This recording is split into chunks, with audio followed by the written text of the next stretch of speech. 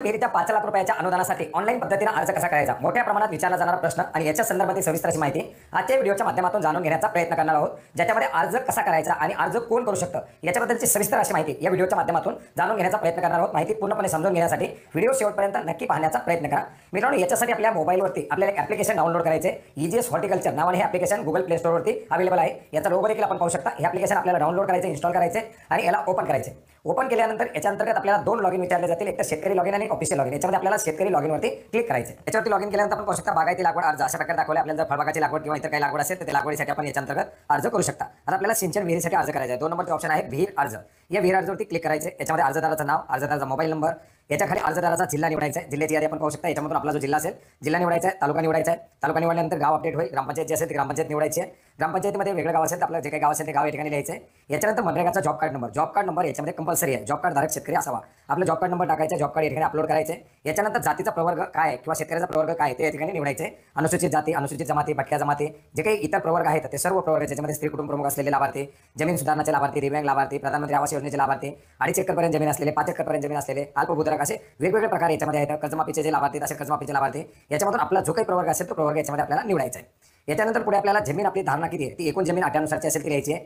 ज्या सर्वे नंबरमध्ये आपण जमीन घेणार आहात त्या सर्वे नंबर जमिनीचा नंबर जो आहे तो आपल्याला त्या ठिकाणी द्यायचा आहे। याच्यानंतर धारण क्षेत्र किती आहे त्या ठिकाणी ते या ठिकाणी द्यायचं आहे। याच्यामध्ये 1 हेक्टर 2 हेक्टर ज्या प्रमाणात आपलं धारण क्षेत्र असेल ते आपल्याला याच्यामध्ये द्यायचं आहे। त्याचा सातबारा आपल्याला अपलोड करायचा आहे। विहिरीच्या जे काही बांधकाम असेल त्याच्यासाठी जे काही मजूर असतील त्या मजूरचं जॉब कार्ड आहे का असेल तर होय करायचं आणि त्याचा जॉब कार्ड नंबर द्यायचा आहे। नसेल तर हे करून पुढे जाऊन क्लिक करायचं आहे। याच्यानंतर प्रपत्र अ दाखवलं जाईल। आपण भरलेला अर्ज आपल्याला दाखवला जाणार आहे। त्याच्यामध्ये माहिती पूर्णपणे आपल्याला दिलेली आहे। सर्वे नंबर, त्याच्यामध्ये आपलं किती क्षेत्र आहे, ही सगळी माहिती पाहून आपल्याला पुढे जाऊन क्लिक करायचं आहे। याच्यानंतर आपल्याला प्रपत्र ब दाखवलं जाईल। या प्रपत्र ब मध्ये आपल्याला या योजनेच्या संदर्भातील जे काही सर्व अटी आहेत, जे काही निकष आहेत ते सर्व आपल्याला या ठिकाणी दाखवले जातील। काम कधी करायचे, आपलं क्षेत्र, आपण दिलेली माहिती, या संदर्भातील सर्व माहिती आपल्याला या ठिकाणी दाखवलेली आहे। ती माहिती व्यवस्थितपणे पाहिजे आणि पुढे जाऊन क्लिक करायचं आहे। याच्यानंतर आपल्या मोबाईल नंबरवरती परत एक ओटीपी पाठवला जाईल।